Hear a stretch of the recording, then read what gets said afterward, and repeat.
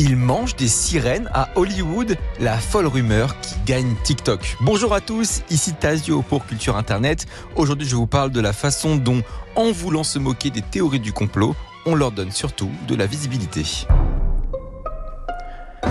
Depuis début mars, TikTok est devenu le théâtre d'une histoire complètement délirante. Des soirées secrètes où l'élite hollywoodienne mangerait des sirènes. Oui, vous avez bien entendu, des sirènes, ces créatures mythologiques mi-humaines, mi-poissons. Tout commence avec une série de vidéos publiées par une petite TikTokeuse américaine. Elle raconte la prétendue expérience d'un certain Landon, un ancien détenu qui, incapable de trouver du travail, se serait retrouvé à bord d'un mystérieux bateau de pêche. Après avoir signé un accord de confidentialité, Landon découvre alors des bassins géants destinés à accueillir des prises bien spéciales. Une nuit de tempête, l'équipage aurait alors capturé une sirène et la créature aurait fini servie comme plat principal lors d'un dîner secret réunissant des personnes influentes d'Hollywood. La vidéo cartonne immédiatement, des centaines de milliers de vues et l'histoire se propage.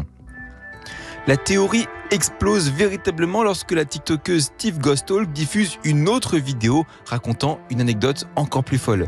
Elle raconte l'histoire d'un homme ayant assisté à un dîner hollywoodien secret après lui aussi avoir signé un accord de confidentialité, sauf qu'au cours du repas, une sirène aurait été apportée sur un plateau d'argent devant des convives fortunés. Dégoûté et profondément perturbé par la scène, l'invité aurait alors quitté précipitamment les lieux.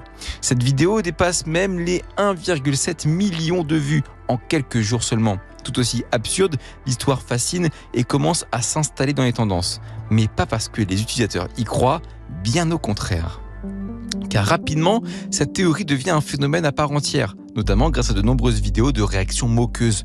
De nombreux internautes se filment en train de rire aux éclats devant la caméra, d'autres tournent en dérision chaque détail absurde du récit initial. Et ça aussi, ça fait beaucoup de vues. L'ironie est bien là, en essayant de ridiculiser l'histoire, ces internautes participent involontairement à sa popularisation. Car chaque moquerie, chaque partage sarcastique contribue à augmenter encore davantage la portée médiatique de ce complot absurde.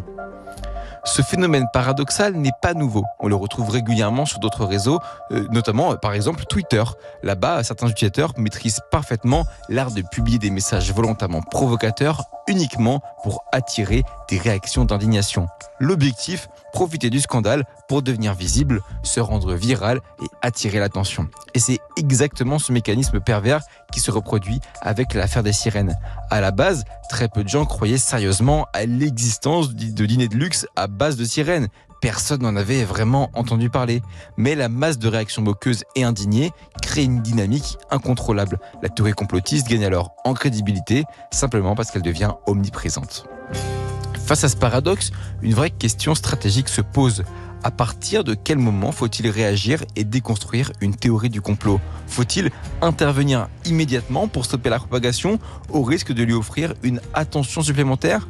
Ou bien doit-on attendre que l'idée devienne dangereuse en espérant qu'elle perde spontanément son impact ? L'histoire récente nous enseigne que le choix n'est pas évident. Prenez par exemple l'affaire du Pizzagate aux USA. Cette théorie absurde sur un réseau pédophile caché dans une pizzeria a gagné en force précisément parce que les médias ont tenté de la démonter. Même chose avec le retour de la théorie de la Terre plate.